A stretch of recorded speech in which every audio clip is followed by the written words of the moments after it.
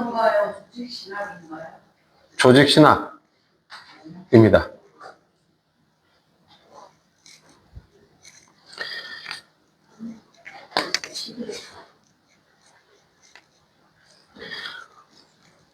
네.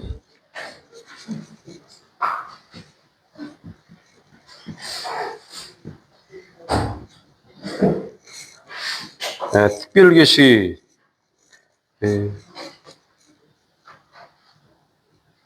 하고 그다음에 이 특별계시를 통해서 성경이 기록되어 있는데 이 성경이 오류가 있냐 없느냐 이런 부분입니다. 그래서 성경이 오류가 없다. 무오성이라고 합니다. 그러니까 하나님의 특별계시 부분들이 자연계시도 마찬가지고 특별계시에 대한 모든 부분들. 자, 90페이지, 90페이지. 예. 자, 그래서 이제, 이 부분들이 해당되는 말씀을 한번 찾아볼게요. 91페이지에 보면 요한복음 10장 35절 한번 찾아보실까요? 요한복음 10장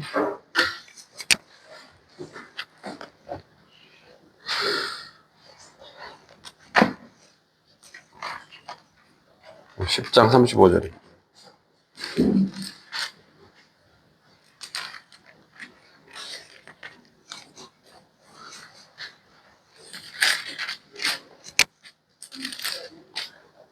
한번 읽어보겠습니다. 자, 시작. 성경은 폐하지 못하나니 하나님의 말씀은 받은 사람들을 신이라 하셨거든. 그러니까 하나님의 말씀을 받은 자들이 신이다. 이 말씀이 있고 성경 그 자체가 폐할 수 없다. 이 내용들. 왜 그러냐면 이 배경이 좀 있어요. 예수님을 향해서 유대인들이 이제 돌을 치려고 하는 부분들이 있죠. 왜냐하면 25절에 보면은 이게 수전절이에요. 수전절이 어떤 절인지 알죠? 수전절은 이제 그 적들에 의해서 점령당한 성전을 지켜냈다는 겁니다. 네. 독립전쟁의 개념은 또 하나에 연결될 수 있지만 황폐화된 그 예루살렘 성전을 회복시켰다. 다시 그런 의미에서 이제 수전절에 대한 개념이 있는 건데 이때 이제 예수님이 수전절에 이제 올라가신 거죠. 그러니까 유대인들이 궁금증이 24절에 나와요. 한번 읽어보세요. 유대인들이 궁금한 게 그거예요. 시작. 유대인들이 예루살렘 이후에 그 신이 언제까지 하나님을 교독하여 하나이까 그리스도인이라는 밝히 말씀하소서 하는 것이고 예수님이 하나님이시다는 사실이 인정이 안 되는 거예요. 그러니까 말씀을 들었는데 자꾸 헷갈리는 거죠. 예수님의 말씀을 듣는데 예수님이 기적을 일으키시고 기사도 일으키시고 표적을 많이 보여주셨는데 그 부분들에 대해서 눈으로 보면 메시아인 것 같은데 그러나 자신들이 알고 있는 틀에서 보면 하나님으로 받아들일 수 없는 겁니다. 그러니까 예수님이 주님이시고 하나님으로 받아들일 수 없으니 여기에 보니까 언제까지 우리를 의혹하게 하느냐. 의심이 있고 의혹이 있지만 여기에 보면은 진짜로 그리스도라고 맞다면은 이제 제발 좀 말해달라. 그 이야기예요. 그러니까 이제 25절에 뭐라고 이야기해요? 읽어보세요. 시작. 예수께서 대답하시되 내가 너희에게 말하였으되 믿지 아니하는도다. 내가 네 아버지의 이름으로 행하는 일들이 나를 기쁘고 하는 것이라. 자, 그러면 예수님이 하시는 말씀이 뭐예요? 자, 기적과 표적과 이적을 행하여서 예수님이 하나님이시다는 사실을 보여주심에도 불구하고 이들이 못 믿는 겁니다. 그러면 유대인들이 예수님이 하나님이시다는 사실을 인정하는 방식은 믿음이라는 믿음. 어떤 표상적인 증거들에 의해서 표상에 의해서 되는 게 아니다, 이제 이렇게 보는 겁니다. 즉 예수님 자체는 말씀이신데, 예수님은 말씀. 예수님 그분 자체가 말씀인데, 이 말씀을 믿음으로 말미암아 뭐에 이른다? 믿음으로 말미암아 예수님이 하나님이시다는 지식. 믿음으로 말미암아 지식이 온다는 겁니다. 그러니까 그 부분들에 대한 것들을 여기 말하는 거예요. 그러니까 믿지를 아니하니까 믿을 수가 없으니 예수님이 하는 일들 자체도 못 믿겠다는 겁니다. 그러니까 믿음이 먼저 자신에게 있어야 되는데 이 믿음이 자신에게 일어나지 않는다는 거예요. 그러니까 의심이라는 것은 믿음에 대한 반대적 개념에서 의심 혹은 의호 이런 부분들이 이제 일어나는 거죠. 믿어야 될지 말아야 될지. 예수님이 하시는 말씀이다. 이런 부분. 그런데 중요한 게 뭐냐? 26절. 내 양이 아니다. 그러면 믿는 사람은 누가 믿을 수 있느냐? 믿어서 예수님이 하나님이시다는 지식에 이를 수 있는 자는 하나님의, 즉 예수님의 양이에요.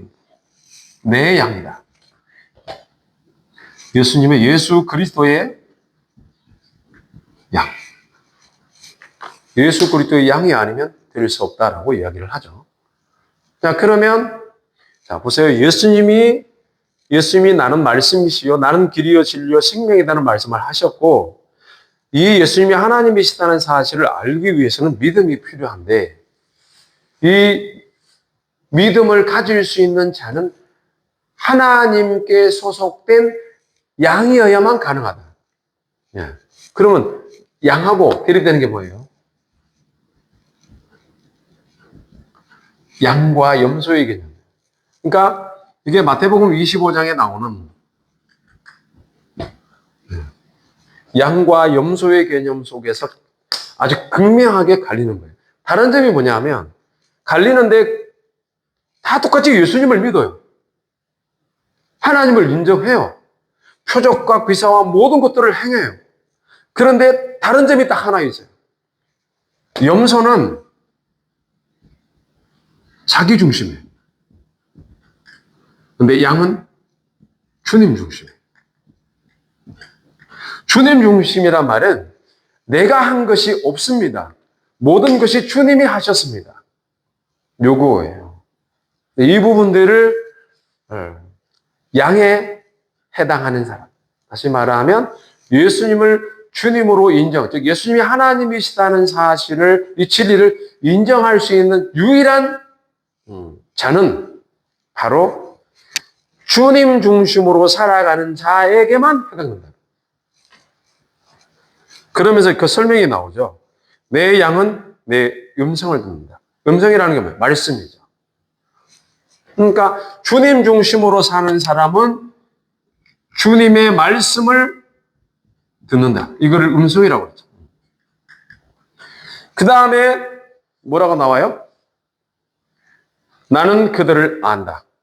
예수님이 우리를 아는 겁니다. 그리고 우리가 예수님을 따르는 겁니다. 순종이죠. 그러니까 주님을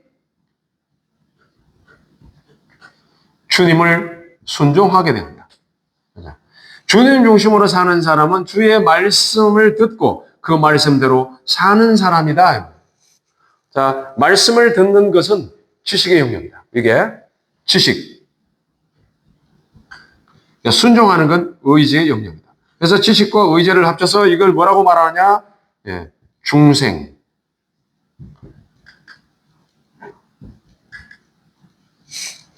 생명이라 생명. 중생된 생명이다. 거듭났다 이런 의미입니다. 하나님의 말씀을 듣지 않는 자는 절대로 거듭나지 않는다. 말씀을 늘 그래서 가까이 읽어야 된다. 자, 그러면 이제 그 28절에 보면 자, 주님이 여러분들을 알고, 교회를 알고, 교회가 주를 따르고, 성도가 주를 따르면 그들에게 뭘 준다? 영생입니다. 자, 그러면 말씀을 듣고 순종하는 자는 영생을 받는다. 그럼 우리는 그냥 믿음으로만 모든 것이 된다라고 생각한 나머지 순종하는 쪽으로 나가지 않는 경우들이 많이 있죠. 그 부분들에 대한 것들을 말씀하고 있어요. 그래서 말씀을 참으로 듣는 자는, 참된 진리를 받은 자는 참된 순종으로 이어져서 알고 행함을 통하여 영생으로 간다 이 말입니다. 근데 이거를 내가 하는 것이 아니라 주님이 하시는 걸로 우리 주께서 이 부분들을 흘러 보내신다. 이제 그것을 유대인들이 헷갈리는 거예요. 왜 헷갈리냐? 이제 우리 김동철 목사님이 계신데, 이제 운정 맞죠? 네, 네. 파주 운정에 사시는데, 네. 그쪽에서 오랫동안 사셨어요. 어느 날 갑자기 내가 예수님이라고 그래 버리면 아무도 받아들이기가 힘들어요. 그냥 평상시에 보아왔던 사람인데. 유대인들에게는 벌이에요, 그게. 왜 벌이냐면, 눈으로 늘 보아왔던 사람을 밥 먹고, 같이 놀고, 공부도 같이 하고, 시집 장가 가는 거 다 봤는데, 어느 날 갑자기 내가 예수님이다. 메시아다, 기름 부음 받은 자라 그러면, 첫 번째, are you crazy? 이렇게 됩니다. 왜요? 자기가 평상시에 보아왔던 내 눈으로 본 모든 대상이 이게 진실로 내 안에 각인되어 있기 때문에 그래요.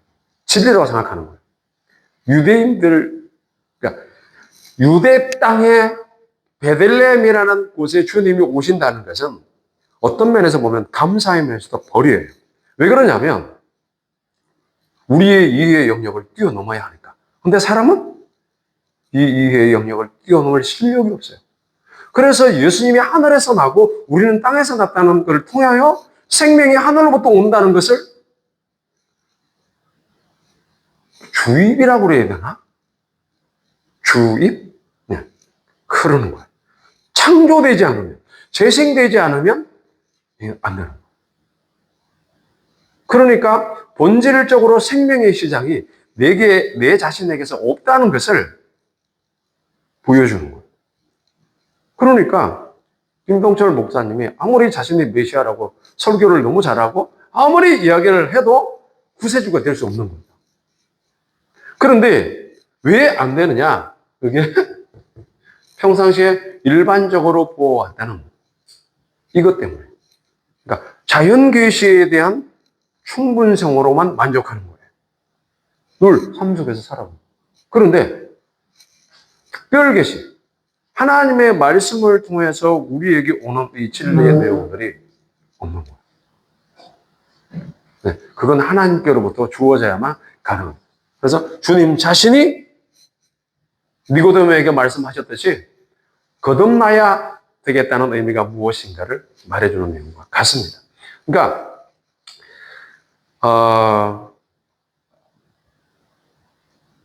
유대인들이 헷갈린 것이 바로 이 점이에요. 예수님을 늘 동시대의 사람으로 인식했다. 그런데 말라기 3장 1절에 있는 것처럼 내가 내 성전으로 갑자기 들어간다는 이 메시지에 대한 이해와 그 부분들은 하나님의 말씀의 깨달음의 영역이란 말이에요. 그러니까 안다고 되는 게 아니고 깨달아지는 하나님의 능력이 공급되지 않으면 절대로 열리지 않는다 말이에요. 그러니까 주님을 안다는 것은 영적 세계와 그리고 천국을 안다는 의미이기 때문에 유대인들은 이게 허락되지 않은 겁니다. 왜요? 뭐 때문에? 자기의 죄 때문에. 자신이 갖고 있는 모든 종교성, 유대인들이 갖고 있는 종교성. 그럼 첫 번째가 뭐예요? 예배. 두 번째 성전, 세 번째 말씀. 이걸 다 갖고 있잖아요. 이것을 갖고 있는데도 불구하고 예수님을 못 알아보는 거예요. 예수님이 하나님이 사신 게 안 알려지는 거예요. 그래서 버린 거예요. 그러니까 이 부분들이 이제 유대인들이 헷갈리게 한 거고, 가장 헷갈리게 한 게 뭐냐? 30절에 나와요. 한번 읽어보세요. 나와 아버지는 하나이시라 하는데 아버지는 나다. 유대인들에게 이것만큼 미쳐버리는 문구가 없어요. 이 말씀이 없는 거예요. 아버지와 나는 하나다. 그러면 아버지와 나는 하나다는 의미와 나는 하나가 뭐예요? 같다, 같다, 하나다. 그 다음에 아버지가 나를 보내셨다. 보내심. 아버지가 나를 보내셨다는 거나 아버지와 내가 하나라는 의미가 같은 의미예요. 이게 두 개. 아버지가 나를 보냈다는 의미는 내가 아버지라는 뜻이고, 그래서 아버지와 나는 하나다. 요 구조를 이해하는 방식은 예수님의 말씀을 듣고 깨달을 때만 된다는 겁니다. 그래서 깨닫지 못하면 아무리 말씀을 들어도 나아갈 수가 없어요. 성장이 안 되는 겁니다. 이 부분이에요. 그래서 성경을 이제 말씀하죠. 너희 율법의 34장에 보면 하나님의 말씀을 받은 자들을 신이라고 했으니, 그러니까 아버지와 내가 하나다고 이야기하니까 신성모독이라고 그러잖아요. 어떻게 인간이 하나님과 하나가 될 수 있느냐? 이게 뭐예요? 이원론적 사고를 뛰어넘지 못하는 거예요. 그러니까 인간과 하나님을, 그러니까 더 엄밀하게 말하면 인간이 갖고 있는 신성을 아버지와 내가 하나다는 의미로 이걸 푸는데도 불구하고 이해가 안 되는 거죠. 이 내용입니다. 그러니까 이거를 유대인들이 최고로 표현할 수 있는 종교성이 뭐냐면 신성모독이에요. 이거를 신성모독이라는 것은 하나님을 불경하게 여기는 겁니다.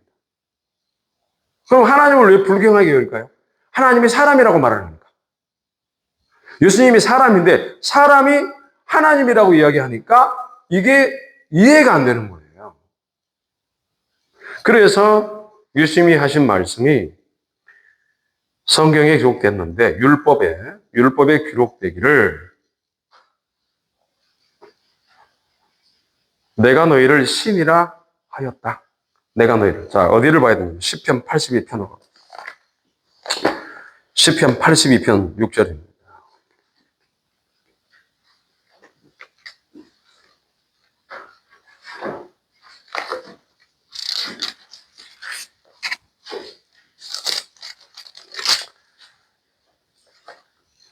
아삽의 시예요. 82편 6절인데 6절만 읽으면 안 돼요. 사실은 8절까지 다 읽어야 되는데, 하나님은 신들의 모임 가운데 서시며, 신들의 모임입니다. 여기가 어딜까요? 영계일까요? 아니면 천계일까요? 지상계일까요? 네. 하나님은 신들의 모임 가운데 있다.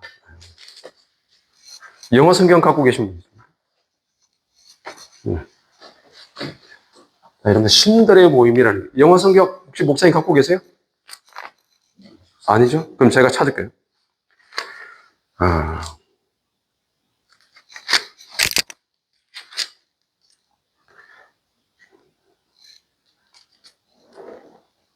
이렇게 보면 여러분 이게 NLT 성경이 참 저는 좋아하는데 이것들을 여러분들이 참고하시면 좋습니다. 여기 영에 보면은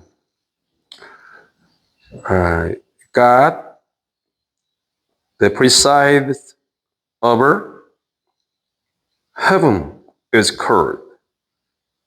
이런 말을 썼어요.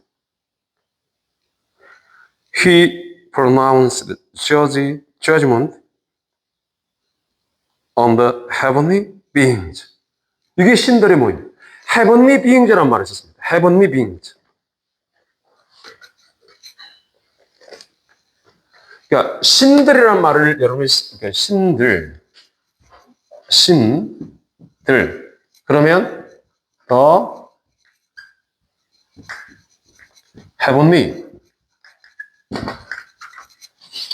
이게 뭐예요? heavenly being이라고 해요. 신들의 존재. 자 그러면 하늘의 존재들이다 이 말이에요. 하늘의 존재들을 신들이라고 말한단 말이에요. 여러분이 이 땅 가운데 살다가 영과 육이 분리돼요. 그러면 영계로 들어갑니다. 그러면 우리가 장로교리에서는 곧바로 하나님께로 돌아간다. 우리의 땅은 이 땅에 썼고 그다음에 우리의 영은 하나님께로 곧바로 돌아간다고 되어 있거든요. 그러면 곧바로 주님께 가는데 주님께 가는 것이 뭐냐? 주님께 가서 그곳에 하나님의 신성, 하나님의 신성을 부여받은 존재로서 있다는 의미가 신들의 개념이란 말이에요. 여러분들이 신들이라는 거야. 그러면 이 신들의 개념은 뭐냐 하면 어떤 신들이냐. 하나님의 말씀, 진리의 말씀을 갖고 여러분의 지식이 이해가 되어지고 하나님을 이해하고 그 하나님의 신의 성품에 참여하는 자로 간다는 의미에서 The Heavenly Being들을 쓰는 겁니다. 신들의 모임은 요거를 욥기서에서는 뭐로 표현되어 있냐? 천사들의 모임, 장자들의 총회라고 표현했어요. 장자들의 총회. 그럼 자, 욥기서로 가볼게요.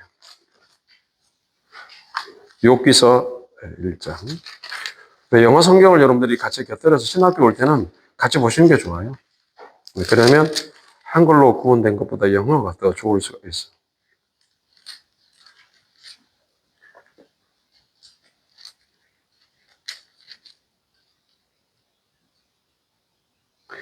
자, 6절에 보면은 One day the members of the heavenly court came to present themselves before the Lord. 주님 앞에 그들이 스스로 나타났다. 누가? 어디에? The heavenly court. 이 말은 하나님의 그 법정, 하나님의 관정. 코트란 말은 우리 요새는 법원을 말할 때 코트란 말을 해요. 하나님의 재판. 하는 곳, 현장. 이거를 코트란 말해서 court. 근데 여기 보면 어느 날 the members of the heavenly court. 네, 이 heavenly court가 히브리 말로는 히브리어에서는 뭐라고 표현되어 있냐면 제가 각주를 보니까 the sons of God 이런 말을 씁니다. the sons of God. 그럼 욥기서 1장 6절에서는 the sons of God이란 말이에요.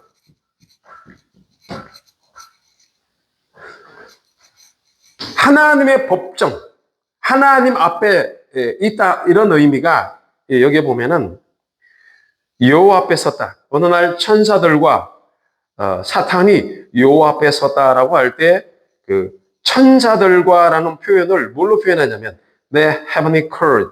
자, 이거를 the sons of God. 하나님의 아들들이다 이렇게 표현했습니다. 그러니까 하나님의 아들들이 있다. 그러면 하나님의 아들들이 있는 곳을 하나님의 말씀을 받은 자들이기 때문에 그거를 신들이라고 아삽은 표현했단 말이에요. 그럼 여러분들은 뭐가 될까요? 여러분들이 하나님의 신들이단 말이에요. 이거를 누가 입증했어요? 예수님이 입증하셨잖아요. 하나님의 말씀을 받은 자들을 신이라 하였거든 이런 말은 거꾸로 거슬러 올라가면 그러면 욥기서에 나타나는 그리고 아삽의 시에서 나타나는 요 헤븐리 하늘의 존재들은 하나님의 말씀을 받은 여러분들이 영계로 들어가면 이런 존재들이다.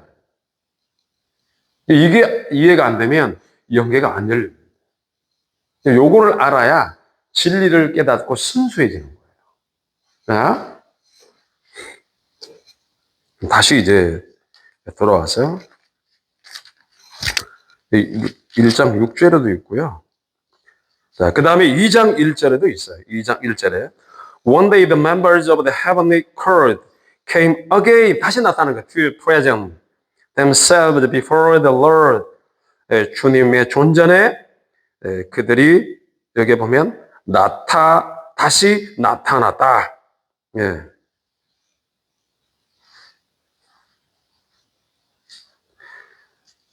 Hebrew, the Son of God 이렇게 돼 있어요. The Sons of God.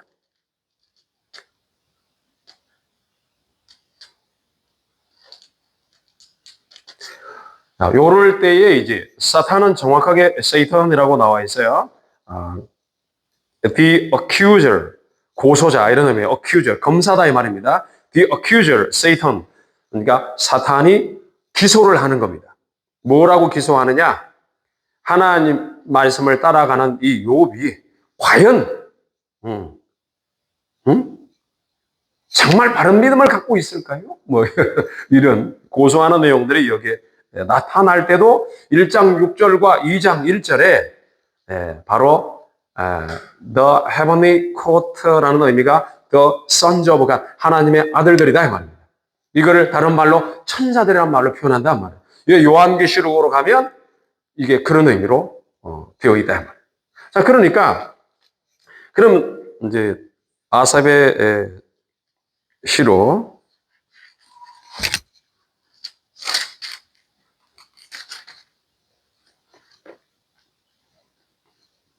자, 82편에 나와 있죠.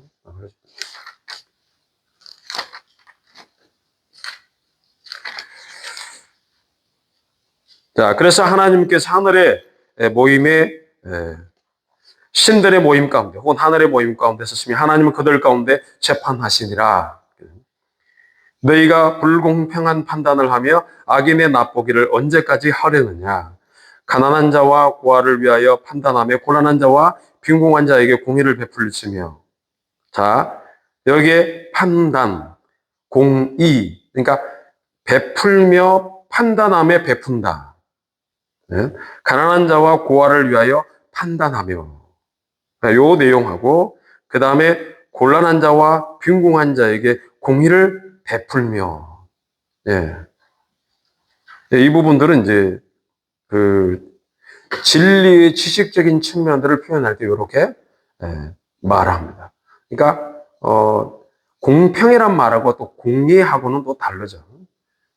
그러니까 공평이라는 것은 이제 사랑으로 하나님의 법을 실천하는 상황을 말하고, 공의라는 것은 하나님의 진리의 말씀을 깨닫는 상태를 말하는 거예요.